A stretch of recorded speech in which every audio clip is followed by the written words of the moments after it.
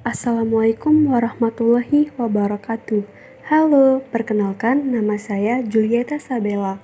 Di video ini saya akan memaparkan materi tentang rekayasa sosial dan pembelajaran sosial. Video pemaparan ini untuk memenuhi ujian tengah semester mata kuliah perencanaan sosial. Dosen pengampu Bapak Rani Esos Ensos. Selamat menyaksikan video pemaparan dari saya. Di sini saya akan menjelaskan materi tentang rekayasa sosial dan pembelajaran sosial. Pertama, saya akan menjelaskan apa sih yang dimaksud dengan rekayasa sosial. Rekayasa sosial prinsipnya berupaya mengubah masyarakat ke arah yang dikehendaki. Rekayasa sosial merupakan perubahan yang direncanakan.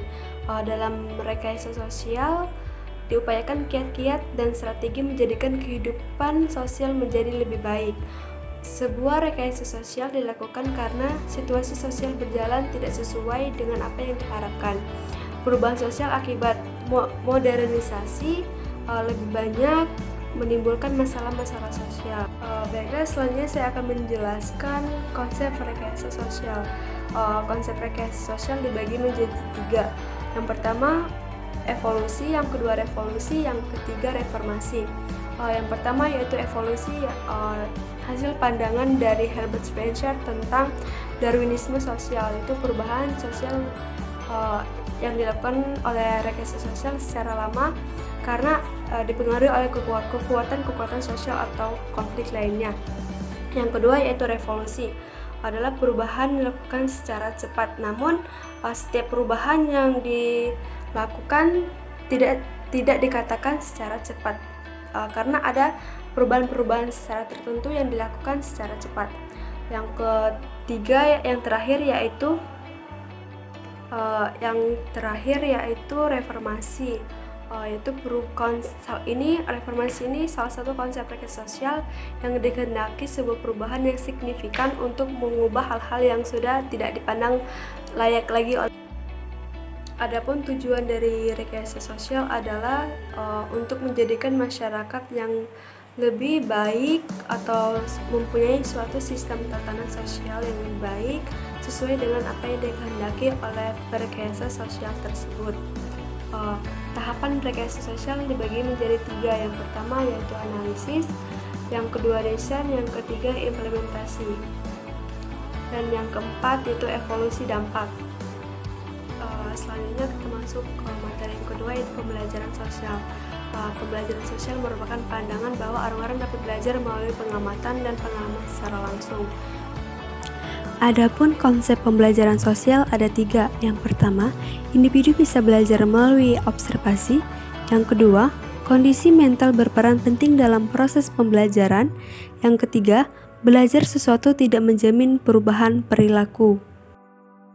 Adapun teori dari pembelajaran sosial, saya mengambil teori belajar sosial menurut Albert Bandura. Menurut Albert, belajar merupakan interaksi segitiga yang saling berpengaruh dan mengikat antara lingkungan. Komponen-komponen belajar terdiri dari tingkah laku, konsekuensi terhadap model dan proses kognitif pembelajar. Hasil belajar berupa kode-kode visual dan verbal mungkin dapat memunculkan kembali atau tidak. Dalam perancangan pembelajaran tidak kompleks, dan dalam proses pembelajaran, pembelajar sebaliknya diberikan kesempatan yang cukup untuk latihan secara mental sebelum latihan fisik.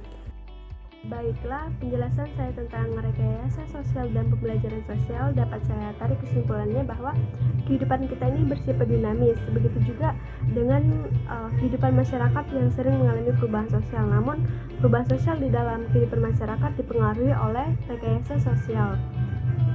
Sudah kita ketahui bahwa prinsip dari rekayasa sosial itu adalah perubahan yang dilakukan atau perubahan yang direncanakan karena untuk mengetahui dengan mengubah keadaan kehidupan masyarakat yang lebih baik lagi. Begitu juga dari pembelajaran sosial yang sudah saya jelaskan sebelumnya tentang teori belajar sosial menurut Albert, bahwa kita itu belajar melalui observasi atau pengalaman secara langsung. Dan inti dari teori ini yaitu untuk menanggapi belajar sosial dari seorang tersebut agar kita lebih baik lagi. Itulah penjelasan dari saya tentang rekayasa sosial dan pembelajaran sosial. Eh, Kalau ada penyampaian saya kata-kata yang menyinggung atau penyampaian saya kurang sempurna, saya mohon maaf. Berawas saya mohon ampun. Saya akhiri dengan ucapan wassalamualaikum warahmatullahi wabarakatuh.